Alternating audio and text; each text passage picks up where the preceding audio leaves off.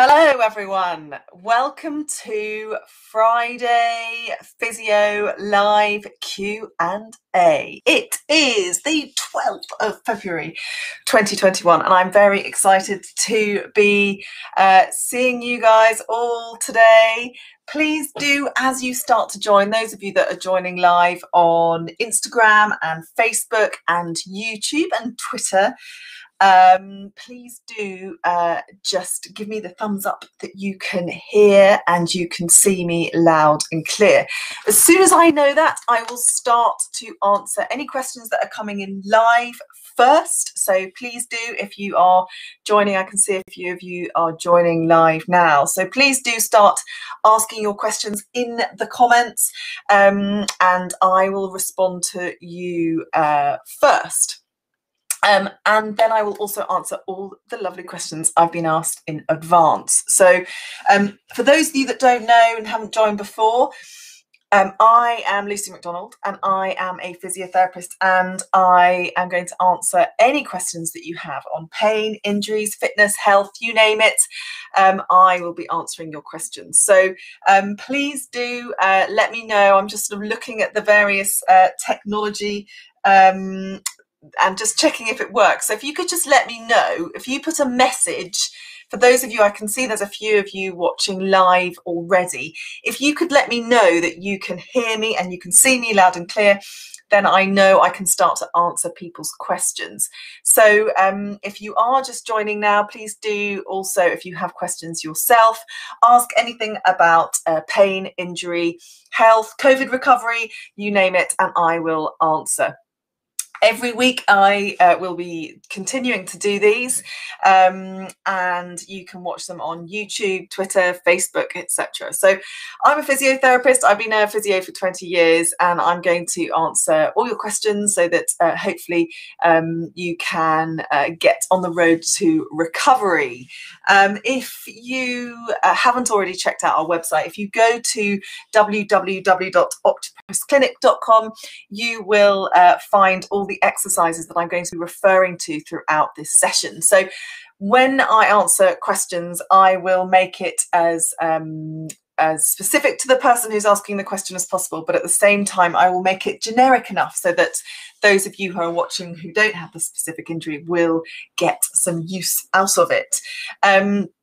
So I have my first question coming in from YouTube. Before I answer that, could those watching on Facebook, Instagram, Twitter, please just let me know that you can hear me. So just put a little note in the messages that you can hear me. That would be fabulous. So the first one, the first live question that we've got is, hello, I have a Baker's cyst behind my knee. Can you please help me? Thank you. So first of all, let me get my knee. So this is a plastic model of a knee that I affectionately call all my skeletal models Bob, but they are not real people. So, or they weren't once upon a time real people. They are plastic, for those of you that might be squeamish. So for those of you that don't know, a Baker's cyst is often diagnosed when someone has a swelling, a particularly kind of balloon-like balloon, very small balloon, swelling at the back of the knee. And it's an indicator that, most commonly is an indicator that there's some kind of damage inside the knee joint. Now, obviously, when there's a localized sort of lump, it is really important that you get it checked out to make sure that it is in fact a cyst. So a cyst is not something to be concerned about in terms of it's probably, as I say, an indication of some kind of damage inside the knee joint itself. And I'll explain a bit more why and what you can do about it in a minute. But it is super important that you do get that very clear diagnosis to make sure that there's not other things going on. So presuming you have come with the question about a Baker's cyst, so I presume that you have had it diagnosed by a doctor or a physiotherapist. So if that's the case, then chances are that you've got some kind of damage to the meniscus or the cartilage inside the knee joint itself. So what I mean by that is if I open, so this is the front of the knee here, you can see, you've got a good view there. So this is the front of the knee, and if I turn the knee round and then open it up from the back in a direction that the knee really shouldn't move, but just so that I can show you, you can see those blue things inside the knee there that sit on the bottom. Those are called your menisci, or two meniscus, so one meniscus, the plural's menisci. And then over the surface of this bone here, you have cartilage as well. And then, as you can see, you've got your ACL and your PCL ligaments inside there. You've got ligaments at the side. And then what you can't see is, because it's not there, is that the whole of the inside of the joint is filled with fluid. And that fluid is encapsulated by a structure called your synovial membrane, which is just a thin structure. Now, there's a little gap in the back of the knee, so that if there is damage inside the knee, you can get some fluid coming out and creating a sort of little balloon, as I say, a little tiny little balloon shaped cyst in the back of the knee. So really, when it comes to treating a Baker's cyst, it's more about what's causing the problem in the first place, because it's not particularly diagnostic. It's quite common that it's caused by a meniscus or damage to the meniscus. So if that's the case, this goes for any wear and tear to the knee. In fact, I've had another question today, which I might incorporate now. So there was someone asked me a question about, let me have a little look. So it was, how do you evaluate chronic knee arthritis? So I'm going to talk a little bit about both, because arthritis is one of the causes of a Baker's cyst, but doesn't necessarily mean just because you've got a Baker's cyst that you've got arthritis. And I'm going to talk a little bit more about that, because I know the word arthritis can be a little bit can be associated with some with people thinking that it's a degenerative thing that means that they're going to end up progressively becoming less and less able, which is not necessarily the case. So I'll talk a bit more about that in a second. But the best thing that you can do for the knee, so for any kind of generalized wear and tear, any kind of general injury to the meniscus or the cartilage inside the knee, or some minor strains of the ligaments, the best thing that you can do is strengthen the knee. Okay.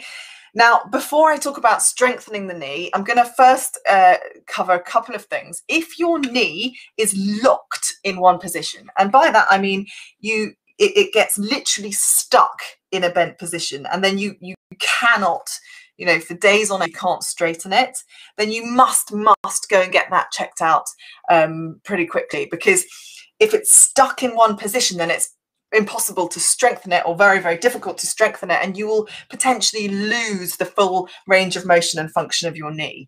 So if you do have an absolute locking in that knee, then it's really important to go get it checked out. And of course, if you've had an accident, so if you've fallen or you've been in a car crash or something like that, and therefore there's a possibility that there might be some bone damage, so you might have fractured the knee. So in both of those cases, it's important that you go and get it checked out. Likewise, other things like if your pain is just really constantly there, and no, it doesn't change depending on your movement or your position. And also if it's there at night and it's sort of gnawing away at night, it's really, really important that you get those kind of pains sorted out. Obviously, it's always ideal to go and see someone and get an actual diagnosis. But as I say, if it has just been diagnosed as a generalized arthritis or a generalized wear and tear in the knee, then the best thing you can do, as I say, is to strengthen it. Now, on the website, www.octopusclinic.com, there's a whole library of exercises that you can use to do exactly that. So there's an exercise, the first one has got to be the most brilliant exercise for anyone, whether you're just wanting to be able to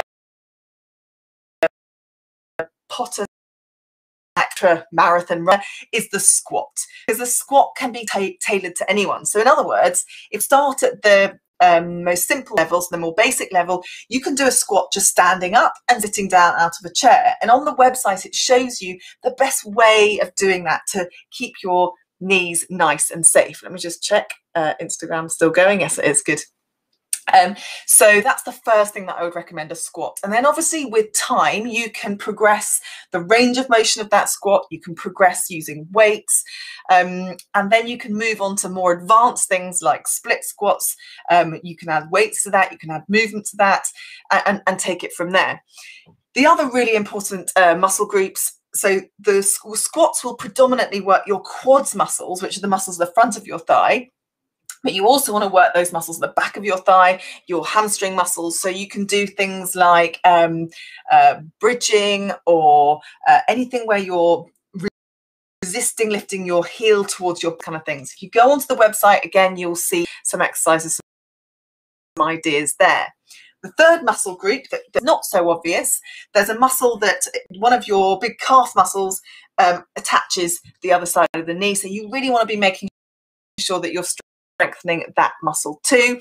And the waist exercises where you're going up onto your tiptoes and possibly, depending on your levels of fitness, also dropping your heels off at the edge of a step as well, depending on what kind of activities you're trying to get back to. So, for example, if you're a runner, it's a good idea to go through those, or a particular trail runner, it's really important to get those ranges of motion because you're going to have more movement. Likewise, if you're playing certain sports that involve jumping, then you're going to need to train the muscles. So it's basically always really important to strengthen in a way that is relevant to the sport that you're doing or the exercise activities that you're wanting to do. So hopefully that's helpful. So please do go and check out those exercises there. I hope that has been helpful. I'm not sure what you mean by thanks. So thanks for your advice. My pleasure. And just a small suggestion, I want to remove it. Do you mean you want to remove the Baker's cyst?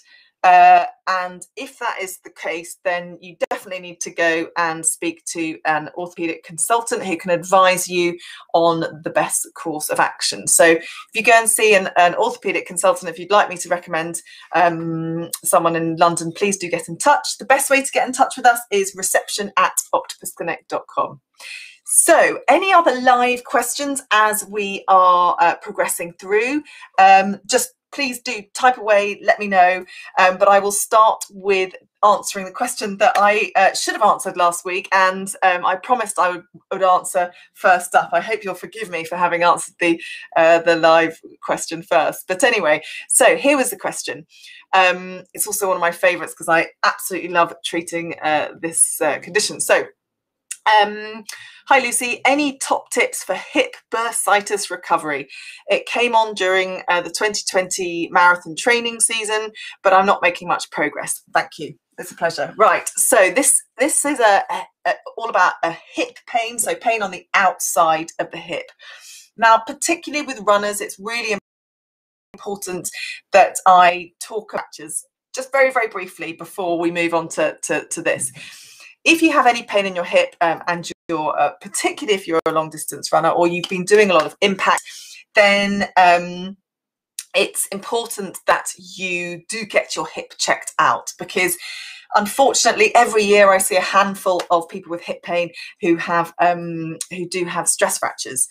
It's obviously the number of people that have hip pain running is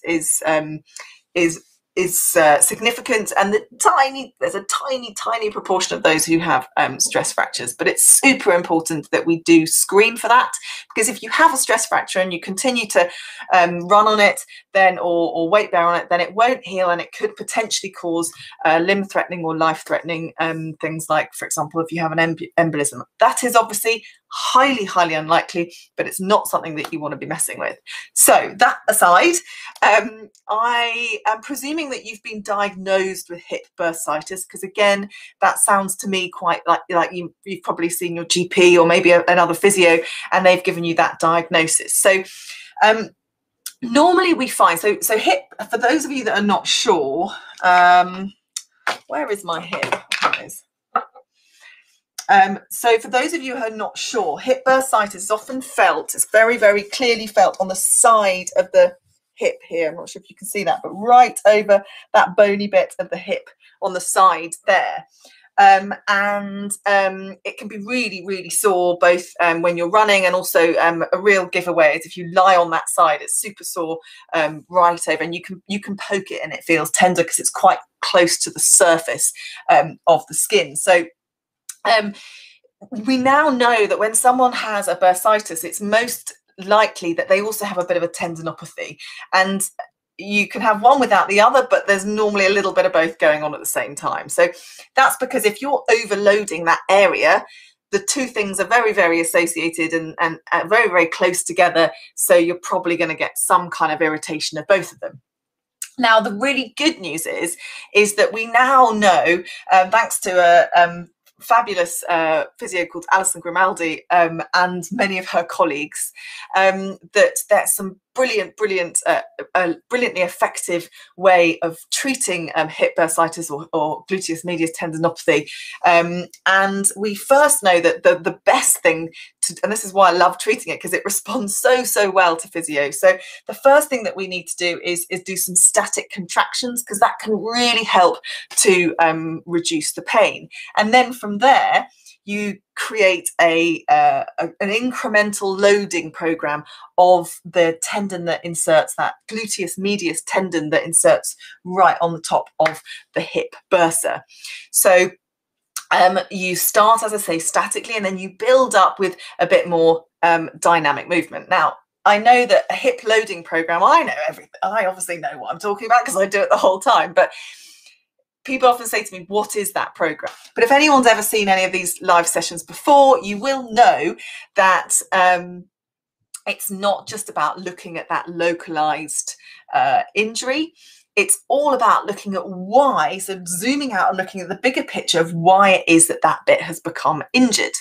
So the first thing has got to be the most obvious thing, and therefore we're going to talk about that one first, is have you suddenly increased the amount of load through your body in general? Okay, so have you, if you're a runner, have you suddenly increased the amount of running you're doing?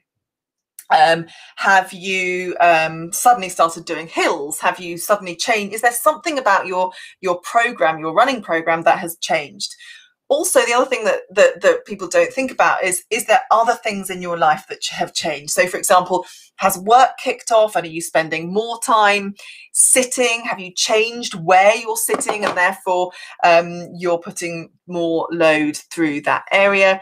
And is there anything else that's going on that could have changed things? So that's the first thing. And then what we need to do is we need to write all those things down. So if you go onto the website and you put at the top activity diary, there's a video on how you write an activity diary, which is basically where you write down all these different factors, you create a baseline, and then from there you build up all the different components. It's obviously a lot easier if I could just see you and do a consultation. So if you do want to have a video consult, then just get in touch on reception@octopusclinic.com.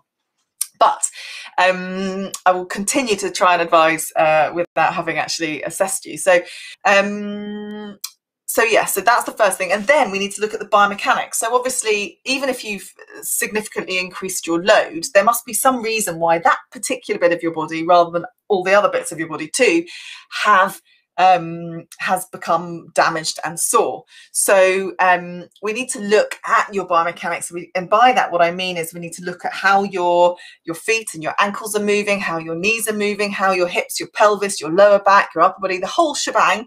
We look at the whole thing. We do it by video consult. So you stand in a pair of shorts and I look at all of that and work out why it is that you're repetitively excessively loading that particular part of your body, and then give you exercises to address that. Now, if you want to do a DIY version of that, if you can't for whatever reason see me for a video consult or see my team for a video consult, then what I would recommend you do is you go and check out the Running Man exercise, which is great not just for runners but for anyone that walks as well. And you stand on that leg and you compare what it looks like on the painful side versus the non-painful side, and you can see if you can make some corrections yourself to your biomechanics, because normally if you've got an issue around the hip, there's probably something else a bit weak or unstable in the foot or the ankle that we can address with exercise. So that's what's really good about all this stuff. We can look and find the things that are weak and give you the exercises that can sort that out, which is why video physio is so effective. The other thing I wanted to mention actually was, as I was talking about that, was one thing I didn't talk about at the beginning, which I should, is with tendons and with gluteus medius tendon and bursitis that you're describing. It's really important that you don't overstretch the tendon. So at the moment, you probably can't see, but I'm sitting cross-legged, and that would be an absolute, if I started to get any kind of tendon issues, gluteus medius tendon or bursitis issues, then I would stop sitting cross-legged for a period of time and then slowly reintroduce it as my tendon and bursa was able to tolerate it. But while you're recovering from your tendinopathy, it's really important that you don't cross your legs, that you don't do loads and loads of sort of static stretches of the gluteus medius. So things like, you know, the exercise where you sort of have your leg over the other one and you twist, all those things are, I would not advise you to do, because it will slow down your recovery. And then when you're lying in bed at night, just make sure that you've got some nice cushioning on the hips as well, so you can get a good night's sleep. Because if we then zoom out and look at the even bigger picture, what we really want to look at is all the things that you can do to improve your recovery. Now, these things are the kind of things that are often overlooked by people, and I often have people always ask me, what exercises can I do for X, Y, Z? Okay, and that is one important component, but there are numerous other things that are within your control that you can help your body recover, whether your body is recovering from just an intensive training session or more walking or whatever than you've done previously, or whether you're recovering from an injury or an illness, like something like COVID. So number one, sleep. So sleep is obviously sometimes a challenge if we are in pain. So it's important that if you're unable to sleep due to pain, then you speak to your GP, so your doctor, who can advise on some medications that can help you get a good night's sleep. Because when we sleep, our bodies go on recovery overdrive, if you will. So when we sleep, all of anything that's damaged or injured has the opportunity to heal, to cut a long story short. I have to try and cut my stories a bit short, because as you can tell, I'm very passionate about my topic.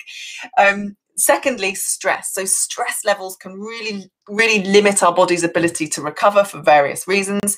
The third one is nutrition. So making sure you're getting loads of veggies, fruit, good fats, and minimizing the amount of sugar that you've got going into the body, either in the form of hidden sugars in fast food, so avoiding pre-prepared foods, or in more obvious things like cake, chocolate. Things are really important. If you want a little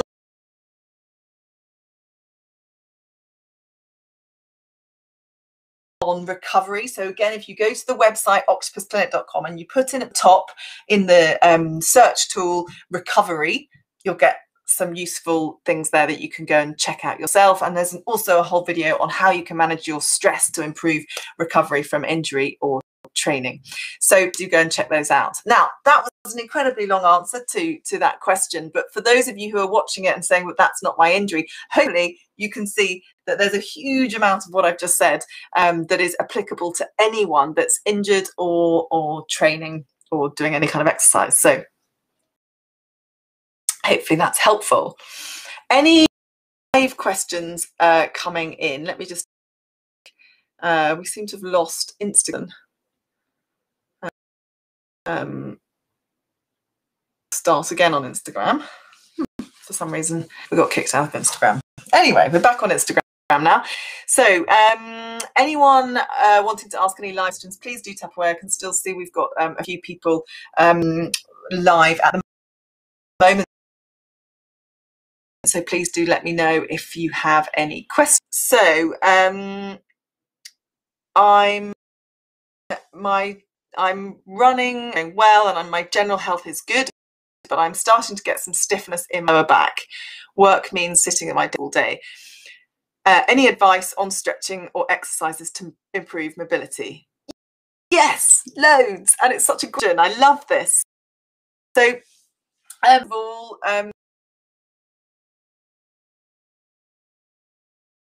I've done a series of videos on 1.0, so for this exact reason, that the more movement that we do, the less likely we are to have back pain, for that matter. And there's just a multitude of fabulous health benefits from exercise. So it's a great question. Now, first of all, just the sitting element itself, it might be a good idea if you have a little look at where you're sitting and potentially set up different. So this is something that people sometimes don't think about.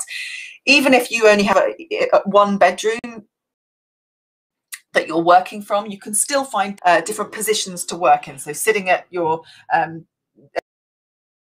desk with as I have right now, a lovely camping table, and then potentially creating something perched up onto your bed where you can sit there and then twiddle around and move and twiddle around on a gym ball. Ideally, if you can have a standing desk as well, and you can either get an actual desk that goes up and down, or you can get one of those platform things, or not platform, but like a thing that you put on top of a normal desk that then moves up and down, and that then enables you to stand up, sit down, stand, sit down. So, and when you're standing, you're more likely to move around than when you're sitting. So that's helpful too. But yeah, there's loads of exercises that you can do without even getting up. Getting up is ideal, but it's like doing chair twists, doing pelvic tilts, reaching from side to side. And as I say, I've got a whole video on that very topic. So please do go and check that out, either on the YouTube channel or on Octopus Clinic. So on the YouTube channel, there's a section on back pain. On the Octopus Clinic website, there's a whole section on back pain. So please do go and check those ones out. In terms of so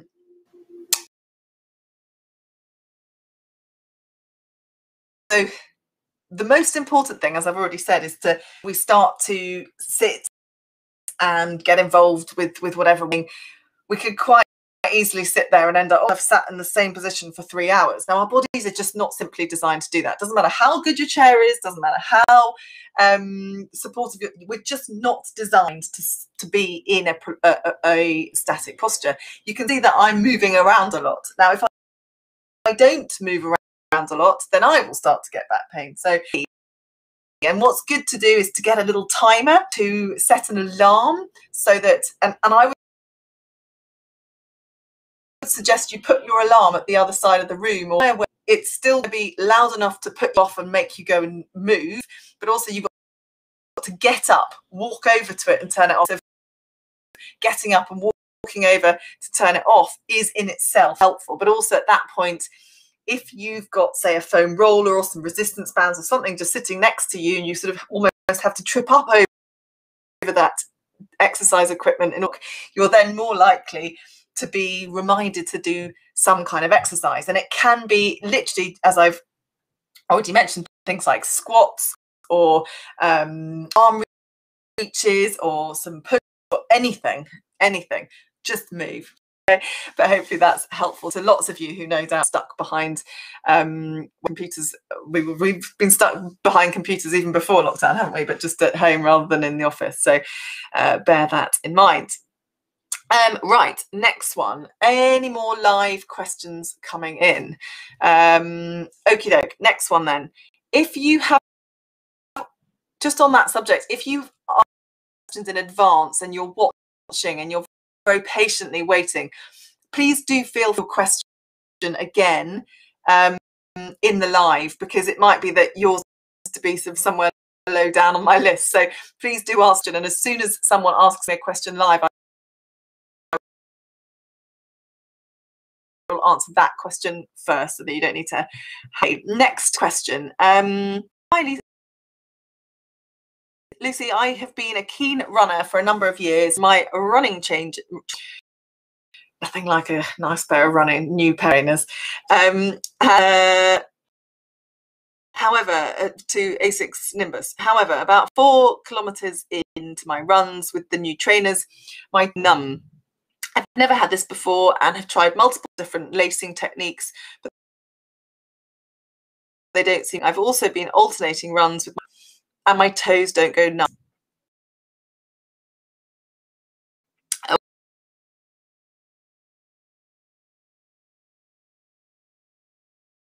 Or any other trainers I've ever had. I was wondering whether you know what it is. Really common, and it sounds to me, and so numbness and pins, needles, tingling in the foot, like loads of different things.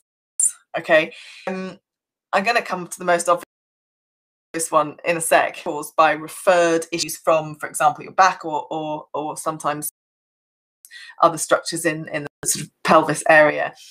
But so if you have symptoms like that that are really persisting and no change in any difference, then it's definitely worth having a consultation. So getting in touch with us and having a video consultation so we can run through some nerve tests or get you to a consultation.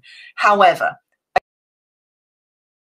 it's like the Erica, I think it sounds to me like compressing the feet, and the nerves in the feet themselves are being irritated symptoms. So the great news that you've worn a number of other shoes in the past, and in fact you still have a pair you're able to run in and not have any symptoms. For that reason, I'm sorry, you just need to let go of your new trainers. So if you've tried everything you can to adjust those trainers so that they're presumed wider and therefore give your feet a bit more breathing space while still being supportive around the heel and the hind foot, which is obviously important, when your feet flopping around the place. And in fact, if you have your feet flopping around the place, then you're obviously going to compression and other forces through the feet. So you want to make sure that your shoes are really nice and supportive, particularly around the heel and what we call the hind foot, so the back part of the foot. Where's the foot? Plastic Bob's foot, by the way, in case you missed the first bit of this video. So yeah, you want to make sure that the back of the foot is really nicely secured with any kind of shoe, so you don't want to be wibbling around in there. But equally, you need to have some breathing space at the front of the foot. It sounds to me like you're just getting some compression in there, and in the short term, I would wear your old shoes. I'm not sure if your old shoes are the same. I mean, Asics is a great brand, but I wonder if your old shoes are a different type of shoe, different type of brand. So I would seek out whatever the new version of your old shoe is, if you know what I mean, because that's going to be the closest to something that is going to be comfortable for you. And honestly, I would keep it as simple as that. If it doesn't go, then please do get in touch and we can do an assessment and check that there's nothing else going on. Because not only could it be irritation from your back, but also irritation from further down the leg as well. But I think that's highly, as I say, you might need to let go of those new shoes. And a lot of running shops have awesome returns policies. So and a lot of the brands have a kind of free returns policy as well nowadays. So please do, whenever you are buying trainers, this is for everyone generally, if you ever are buying trainers, please do check their returns policy. People don't often find problems with their shoes until they've been for a few runs, because they feel perfectly fine pottering around the house, and then and most decent brands will recognize that and therefore will allow people to exchange shoes if they're not quite right. I have a live question.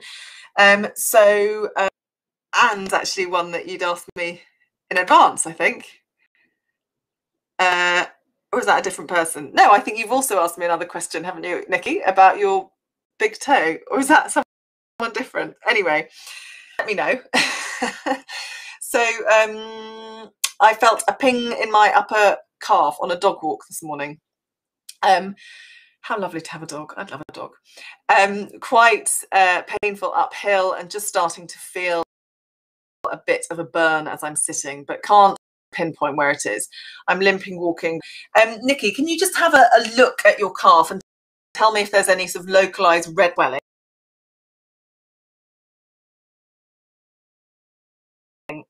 while I start to answer your question? So, common calf strain and quite a minor one. You know, you're able to continue to walk and like that. You were able to continue to walk uphill. So it sounds like it's probably minor, although if you are limping on it. So the reason good that you can't see redness. Now, the reason that I asked you that is that consider, as I say, it doesn't sound like what you've described sounds like a classic calf strain, but with any kind of calf pain, we do need to always have that in our mind. So DVT is deep vein thrombosis. Not always pain comes along with some redness, swelling, hotness in the area, but obviously if the DVT is very issues, then you won't necessarily those things, so we can't rule it out. But but it does very much sound to me like a calf strain. The other thing that we have to bear in mind, calf pain in runners, which is not the case with you, Nikki, is compartment syndrome, which is where pressure builds up inside the calf. And both a DVT and compartment syndrome are serious conditions, which is why I bring them up, and they're important to screen for. But back to the calf strain, as long as you keep it moving, so you walk on it, which is great, which is awesome. So you keep it moving, and then if there is an area is tight, then you can use warmth to release the muscle spasm. If there's an area that feels a bit warmer, so you can compare the skin on one leg compared to the other. If it's a little bit warmer, then you could use some ice. But the most, and if you do use either heat or ice, comes with the caveat that obviously be careful not to get a burn. You'd be surprised how many people I've seen who've had a calf strain and come in and they've got a whopping great burn because they've plonked their leg up on an ice pack, stuck the telly on, and then forgot about it, and then taken the ice pack off, and of course it's gone numb, and they've created a burn. So don't do that. Not pleasant at all. You can also use some compression. So you could get just a straightforward Tubey grip, so you can get those from pharmacies. I'm not sure if pharmacies are open at the moment. I think they are, not sure. Yeah, they must be. What am I talking about? Of course pharmacies are open at the moment. Sorry. So you could get a Tubey grip from a pharmacy. Nothing fancy, literally just, you don't need to spend lots of money on it. There's some very, in my opinion, overpriced Tubey grips out there, as in compression socks that are just a bit overkill. You just need a nice straightforward compression sock or Tubey grip. And as I say, just keep moving it, and try not to have your leg dangling down, because any fluid that's going to be produced as a result of the inflammatory process from the damage of the tissue is just going to stay in that part of your body. If you can get your leg up and you can get your ankle above your knee above your hip, that will just help to drain away any fluid. But really do try and keep the muscle moving, because that muscle pumping will help to get rid of, so will help the circulation to get rid of any of the damaged byproducts of the damaged tissue, and will bring all the healing to the area. Now, a muscle doesn't heal as such, so the fibers that have broken in the muscle tissue won't join back together. But the really good news is that you can rebuild the muscle and make it strong. And I would advise stronger than previously, because if you're getting that kind of, if you're getting calf injuries, then it's a sign that they're not strong enough for the things that you want to be doing. So I would recommend that you do some, once you've gone through those first few days or weeks of recovery, that you make sure that you do things like heel drops, off a step and going right up onto your tiptoes and dropping your heels off a step. But don't do it at the moment, because it'll just damage your tissue even more. So wait until you've got through the painful phase and then do the exercises, and the exercises should be pain free.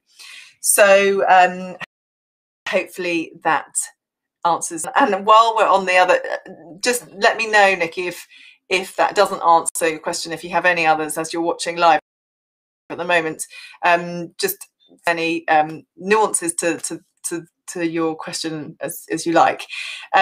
On the subject, you did also ask me a question about a problem toenail. Now, the question was, I've got a problem with my big toenail from last October's marathon. It's half on, half off. What should I do? What I have done is I have messaged a fabulous podiatrist called Diane Ashcroft, who is a specialist in this field, being a podiatrist. And I have no doubt, because she's fabulous person, I have no doubt she will get back to me with very specific advice about your big toenail. In the meantime, leave it be. So if it's uncomfortable, and hopefully Diane won't roll her eyes at this, but I would actually tape it on so that it doesn't catch and rip off, because I imagine what she might say is that you want to allow time to slowly but surely let that toenail grow out so that it falls off naturally of its own accord, rather than it getting caught on something and rather creating a bit of trauma and discomfort and potentially an open wound that obviously you want to avoid. So I'll let you know what the fabulous Diane says. Remind me, but hopefully I won't forget, but do remind me if I do. So back onto the knee issue, or rather the calf issue. Feels a bit sore now to the left of the knee. Yeah, so you might have just damaged a little bit of the gastrocnemius muscle. So that's the muscle that sits on the outside and attaches above the knee. So maybe you've damaged that. It sounds to me like that's the culprit. I think you need to look at that, why it is that you got the calf strain in the first place. I think you think about doing a bit of, presuming you're doing the marathon again, either this year or next year, I would really look at doing some strength conditioning. If your calf muscles are going or damaged when you're going for a walk with your dog, probably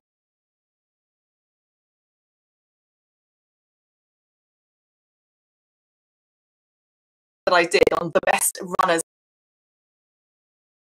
So please do go and check out that video on the website. So just put in the top of the search best exercises for runners, and I go through the best strength and conditioning, alignment, stretching, all that kind of jazz. So please do go and check that video out, and hopefully that'll be helpful for loads of you, because I've got loads of runners asking me lots of lovely questions. Okay, so next question. Any other live questions, please do tap away. Next question.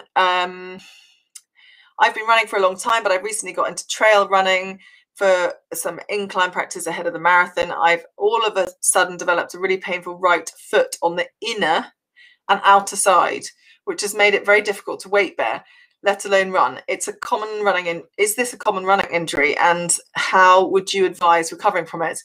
Probably from my facial expression, it might give it away, but it's unusual to have it on the under. Oh, maybe. Okay, now that makes more sense. On the under and outer side. It depends on where exactly you mean on the foot. It is really common to have, there's a common condition, not just with runners, but with loads of people, called plantar fasciopathy, which used to be called plantar fasciitis. The difference in the name is purely due to the new knowledge that we have about the pathology of how it happens. But basically, plantar fasciopathy, plantar fasciitis, so pain on the sole of the foot. So that sounds like what you're talking about.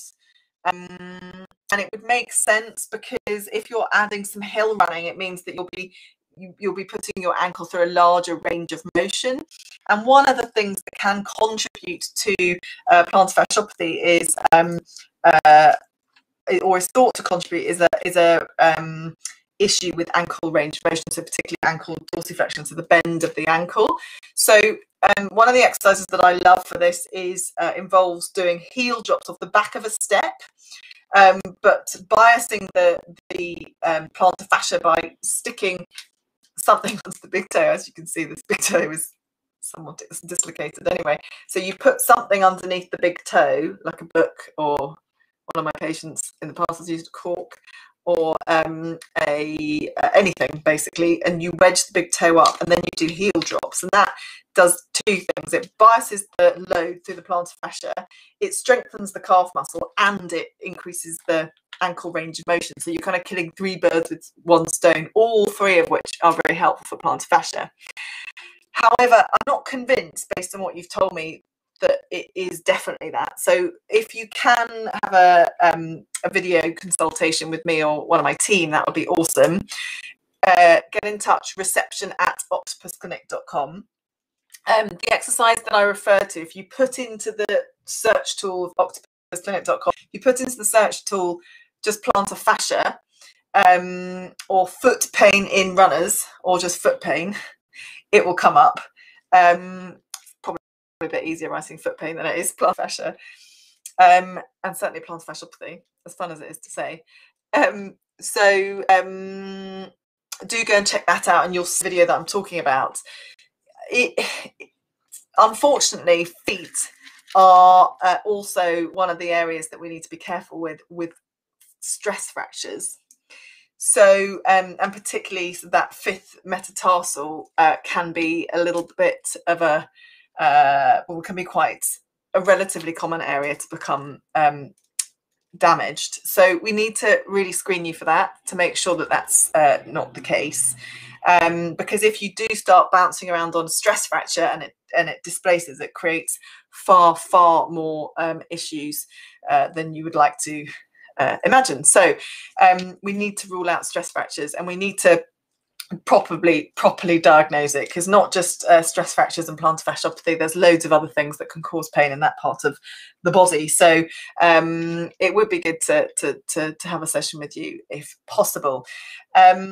We then need to look at, I'm not sure if you've watched the whole of the playback so far, but if you do, I would advise you to watch it from the beginning, because at the beginning of this video I talked about all the different components of recovery. So not only do we need to look at that localized cause of the pain and treat that, but we also need to look at the biomechanical stuff. So things like what I've already mentioned with regard to the ankle range of motion, calf strength, but also further up the chain, looking at strength of things like your quads muscles, your glutes muscles, how mobile your upper back is, how strong and how able you are to hold your pelvis in the right place, where you're placing your feet when you're running, those kind of things. We can look at all of those on a video, because it's quite useful to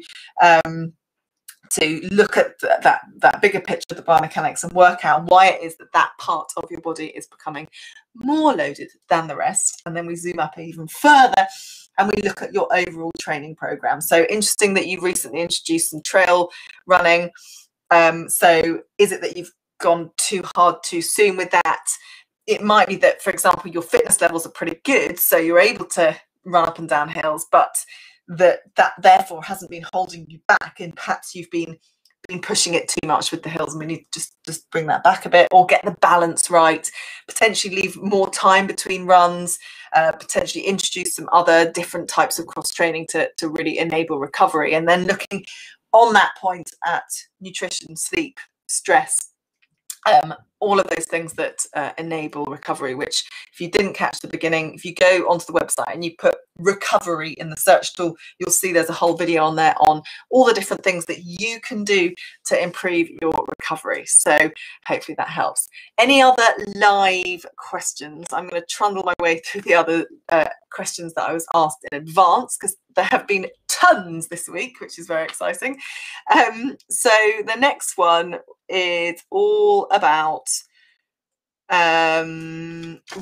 twisted your wrist. Okay, so I have sprained my wrist, twisted it, trying to control my very headstrong toddler, been there, from flipping out of his pram, do I need treatment, or do I just wait for it to get better and use ice gel, heat patches and support bandages? It's 6 days later. So 6 days later, you could you could leave another week. I'd leave it a couple of weeks.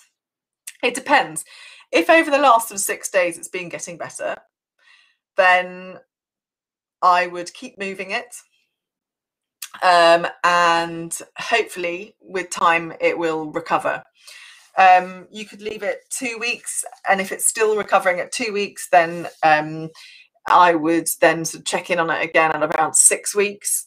If the recovery slows to a snail's pace, or if it plateaus, then I would definitely get it checked out.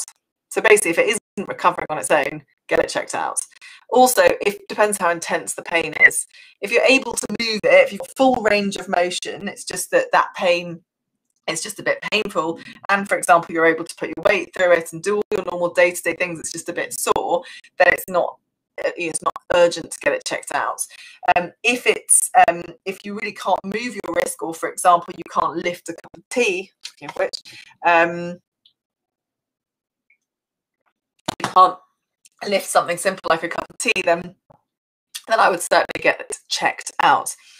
If the pain is intense, so if the pains are sort of 3 or 4 out of 10 on the pain scale, where 10 is the worst pain you can imagine and 0's nothing, again, it's fine to see if it will recover of its own accord. If the intensity of the pain is up to the 7th and the 8th, then again, I think it would be a good idea to get it checked out. But with all these things, it very much depends on pragmatic things like financing, time, and that sort of thing. But we do I particularly do a hell of a lot of my sessions on video at the moment. So we do specialise in video consultations. So if you did want at any point to have a session by video consult, I'd be very happy to do that. You just need to contact us, reception@octopusclinic.com. So let me know. But hopefully that helps, and hopefully it will recover nice and steadily on its own. Okay, next question. I have a hamstring injury since doing the virtual marathon in October. I'm doing strength exercises, and although the light improvement, nowhere near anything significant. Any advice, please? Yes, loads of advice. So please, if you're joining now and you have any live questions, do let me know. Otherwise, I'll keep making my way through the questions that I've been asked in advance. So this one about hamstring problems. So it depends where in your hamstrings you're getting sore. So for those of you that are watching and don't know where your hamstrings are, they're the muscles at the back of your thighs, and they are a super common area to become injured, mainly because they're not trained enough. So they're not strength, the muscle's not strong enough, and you go and use it more than it's used to, it will become damaged. Okay, the good thing about muscles is that they have an incredible ability to strengthen. It doesn't matter how old you are, you can get strong muscles. It obviously becomes harder because our regeneration adaptation responses become a little bit slower as we get older, but it is still 100% possible. So so that's good news. So it depends where in the hamstring or injury is. So if a tendon involved, so quite often it's common to get an injury around the sort of tendon area where the hamstring muscle turns into a tendon, sort of up close, sort of near the bottom. So your hamstrings insert into these into your sit bones. So if you've got soreness there, then they can be more stubborn. They can be more stubborn, but that doesn't mean that they can't fully recover. So have faith that with the right exercises, they will recover. Now, normally when I see both tendon and muscle injuries that are not recovering, they're not recovering for some very common reasons. Hello, Claire and Catherine. So it's often because they're not being loaded in the range of motion that's required for that person. So they're not being loaded consistently enough, And consistently can either mean they're being loaded, you're not doing your exercises regularly enough, basically. So it might be that you're just being a bit sporadic with them, or you're doing loads and then nothing, loads and then nothing. So muscles and tendons respond really well to nice, consistent amounts of loading over periods of time. Now, depending on how much loading you're doing, so if you're loading to fatigue, then you need to leave at least 2 days, not at least 2 days, you need to leave 2 days after you've been loading to fatigue in order to allow those muscles to recover. And then you do another session. And then you leave it 2 days, and then you do another session. However, if you're doing low level exercise, then you can do it every day or every other day. So it just depends to what extent you're loading, what kind of loading you're doing with the muscle. But that's normally the reason that people aren't getting better. They're not getting that consistency of loading, and they're not getting it through the range of motion that's required.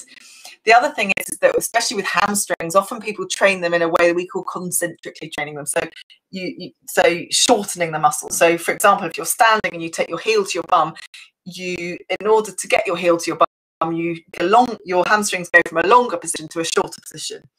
So that's often a common way of working the hamstrings, and often a way that is forgotten with the hamstrings is eccentric loading, which you can do with things like deadlifts or Romanian deadlifts or Nordic curls. So so have a look at that. Are you both doing the concentric, and if you're seeing a physio, then ask them, are you shortening and lengthening the muscle? But I'd be really happy to do a second opinion with you. We can do it by video consult. Hamstring injuries are nice and straightforward, nice to do by video consultation. So please do get in touch, reception@octopusclinic.com, and we can sort you out. The other thing is, actually, on that note, not sure if you've watched the whole of this video, but if you have, you'll remember this. And if you haven't, please do go back, because I talk about this in more detail, is why it is that your hamstring is getting damaged in the first place. So that's the other reason. So the first reason why hamstring injuries don't recover is because people aren't loading them properly.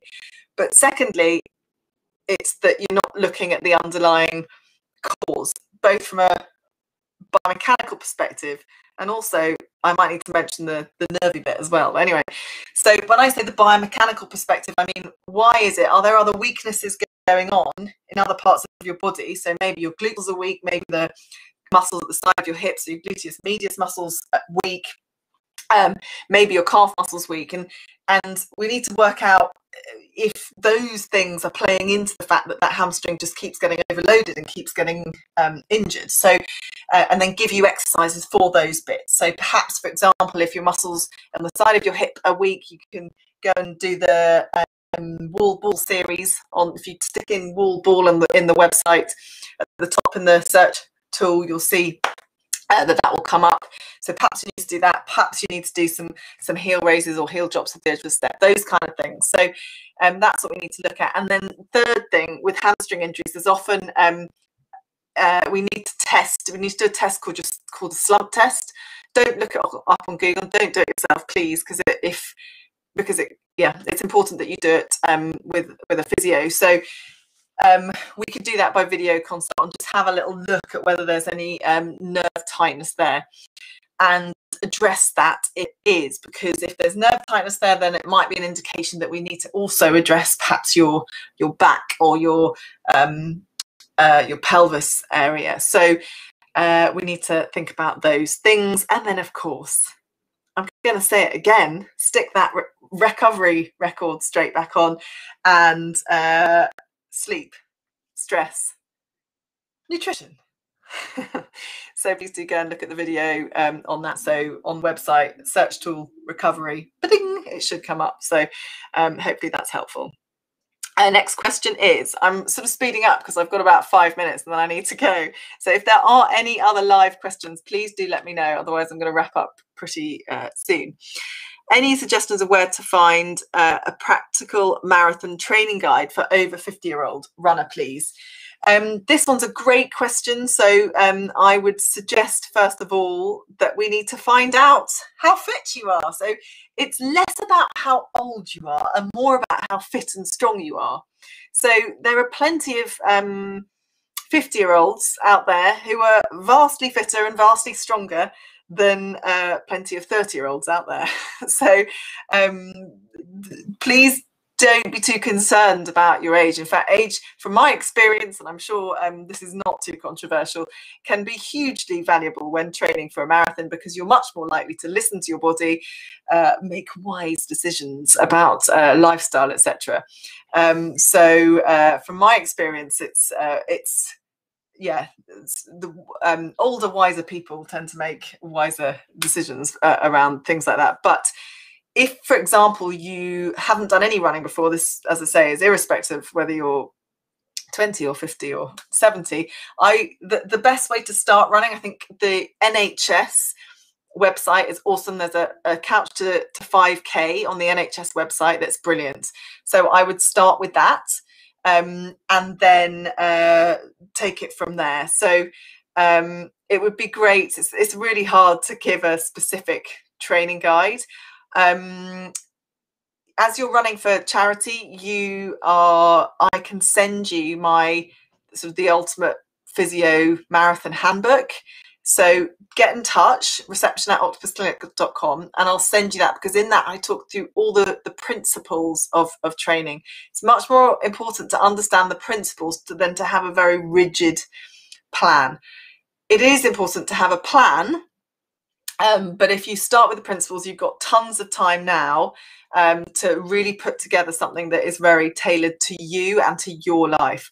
One of the things that causes injuries, and time again, it's that people set themselves a unrealistic training plan that they then try and stick to and end up overdoing it, when inevitably their motivation drops or life gets in the way, and then they try and keep really intensively running and they just get injured. So it's best to tailor your training program to whatever's happening in your life at the moment. And as I don't know all those things, it's basically impossible for me to give you any more advice than I have already. So I hope that's been helpful. Do get in touch if you want to have a consultation, and I can be more helpful. Okay, the next question. My knee went on my virtual like a stabbing pain when I run, and it hasn't been right since. Any advice?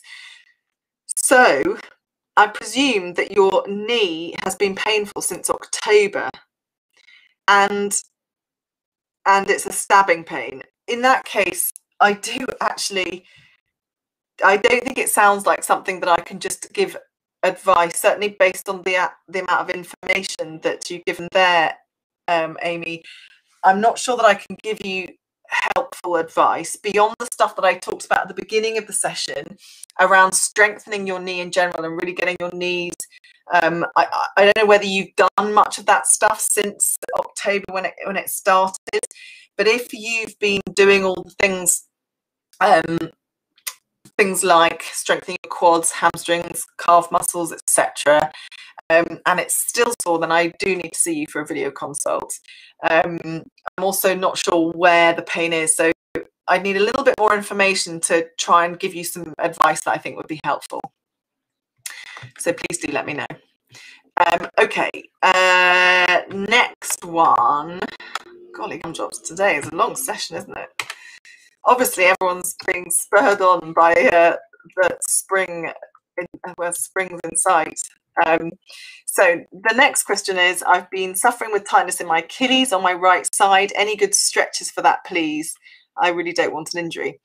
So this is an awesome question, because it comes back to something that I mentioned earlier on. I'm not sure if you've watched the whole of the video before you've got to this point, Joe, but I did talk about tendons and the importance of not stretching. So one of the things that people can do with an Achilles tendinopathy, which for those of you that don't know is the tendon at the back of the heel here, is they can do tons and tons and tons of calf stretches and then wonder why it's not getting any better. And actually you're much better off doing loading. Now this is presuming that you're actually getting pain in your Achilles. it's really important to get it diagnosed for all the reasons that I've given so far, because there are other causes of pain in the calf and that region, including a DVT compartment syndrome, although that is highly unlikely. It is possible, and there are other structures in the region of the Achilles tendon that could also be causing your problem. But presuming it's an Achilles tendon, and presuming it's what we call a mid-portion tendinopathy rather than going into the bone, which is a different matter. So if it's the middle of the tendon that's a bit sore and stiff, then, as I say, doing heel drops off the edge of the step through full range of motion should help. But it's all about consistency, and then also looking at biomechanically why it is that that particular part of your body is being damaged. So is there some other kind of weakness somewhere further up the chain, which I've already covered, and also looking at your overall training program, looking at how you're incorporating all the important components of recovery too. So hopefully that answers your question. But if it is, as I say, near the bone, if you're feeling the pain near the bone, then please don't do heel drops, because we need to be very, very careful of that, and it's a different loading program for that kind of issue. Please do get in touch, reception@octopusclinic.com, because it'd be great to see you and to make sure that it doesn't develop. So next question is, I'd love some advice on stretching my sides, as I often get cramp in my ribs when I get back from a run and try to stretch other muscles. So that's really interesting. It's if you're getting cramp in your ribs, then it first of all, it depends. When you talk about your ribs, do you mean to the front of your ribs, or maybe the sides of your ribs, as you're asking for stretching of your sides? Stretching is great because it gives you that nice short-term relief. So doing things like you're stretching and you're sort of moving over, I'm sure you're probably doing those sorts of things. But it's more important to actually prevent those muscles from becoming overloaded in the first instance. So I'd want to look at your training, the way that you're running. So we can look on a video consult at various components of running, but also you can send videos of yourself running. But it would be good to look at how we can strengthen some of the muscles of your trunk, and I say trunk, which I always think sounds funny. It's a real physio-y thing to say, but I mean your body, so the middle of your body, as opposed to your elephant's trunk, which I don't know, I'm sure a lot of people think, why a trunk? I'm a human, not an elephant. Anyway, we need to strengthen the muscles of your tummy, your back, and then look at helping the mobility of your upper back, your mid back, and what's the other thing I was going to say? Yeah, breathing. That was it. I knew it was something pretty important. We need to look at your breathing and possibly give you some breathing exercises that you can do before you run, and then try and incorporate and look at improving your breathing while you're actually running. So hopefully that's helpful, but please do get in touch. Last but not least, I have signed up to do the Snowdon at night with the British Lung Foundation in June. Fabulous. And I've booked a virtual London Marathon slot for October. It's also fabulous. Can you give me a good pointer of where to start to get back to being fit again? I've been at home almost a year now with my daughter, who's still shielding, and I've lost all fitness, put on weight, and generally feel rubbish. I'm sorry to hear that. And you're definitely not alone. There's tons of people who are also feeling equally as unfit for a multitude of different reasons. I want to start getting back into training with walking and some exercise. Sounds very sensible. Is there a good set of exercises that will help me to get stronger to start with? I've thought about doing some HIIT DVDs, but wanted to ask first if I'm going the right way with what I'm thinking. So first thing, yes, there's a video that I did on the best exercises for runners. So if you go onto the YouTube channel, you go onto octopusclinic.com and you put in best exercises runners, you will see a video through strength conditioning stuff for your legs, so your quads, calf muscles, glutes, core muscles, and then also some alignment work and some stretches. So that's great. Awesome that you're going to start walking. So start with walking small distances. Bearing in mind you're super fit, or you're not now super fit, but you have been at some super fit, you're going to find it frustrating, but you're going to have to be super, super disciplined with setting yourself, right, I'm going to go for a 10-minute walk, a 15-minute walk, a 20-minute walk, and build up really nice and slowly. If you build up really nice and slowly, you're much likely to need to come and see someone like due to injury. So build up your walking nice and slowly, and also bear in mind the other stuff that you're doing on your feet, perhaps looking after your daughter or other things work-wise, etc. The other thing is when you get back to running, go for the NHS Capture 5K program that I've already mentioned, and then progress it from there. And with the HIIT training, anything that you do, start well within your comfort zone, set yourself a baseline, and then increase in small increments. But yes, HIIT is a super way of getting fit, both cardiovascularly and from a strength perspective. I am going to have to wrap up, so I massively run over. I hope today has been helpful for all of you who have sent in your questions. Thank you very much for sending so many brilliant questions. I hope that those of you that have not had the specific injuries I've talked about, I hope that you have still found it helpful. I would love to have your feedback. Please do join next week. Please invite your friends and your family. I would very much to answer any of their questions too. So until then, stay safe, stay well, and I will see you next week. Bye, everyone.